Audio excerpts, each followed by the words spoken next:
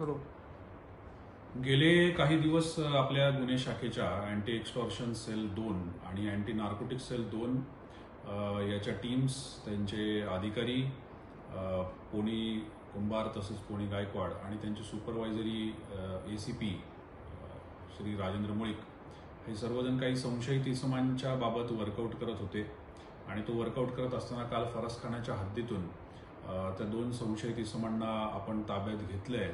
ताब्यात घेतल्यानंतर त्यांच्याकडून एक कंट्री मेड पिस्टल 2 राऊंड तसंच जवळपास 74 ग्रॅम MD हा सापडून आलाय.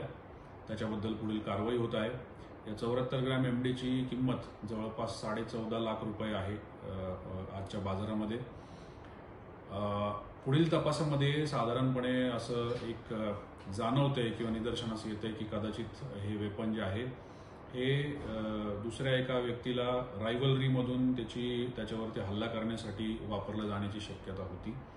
त्याच्याबद्दल पोलीस अधिक तपास करत आहे.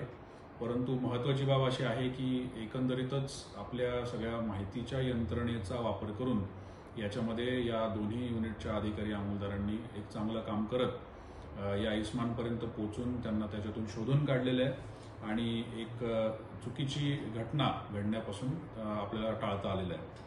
या दोन्ही संशयित इसम ज्यांना ताब्यात घेतलं यांचं नाव बॉबी सुरवसे, साधारण वय 28, मूळचा लातूरकडचा असलेला, सध्या पुण्यात स्थायिक असलेला, आणि तौसिफ लड्डू रहीम खान, वय साधारण 36, हा राहणार शुक्रवार पेठ एरियातला आहे.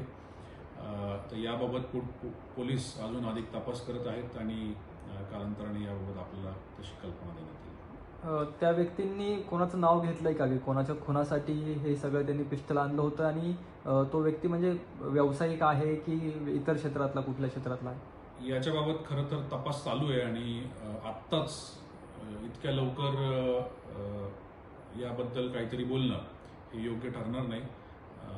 सध्या तरी आपल्यापर्यंत असलेली माहिती एवढ्यापुरतीच आहे.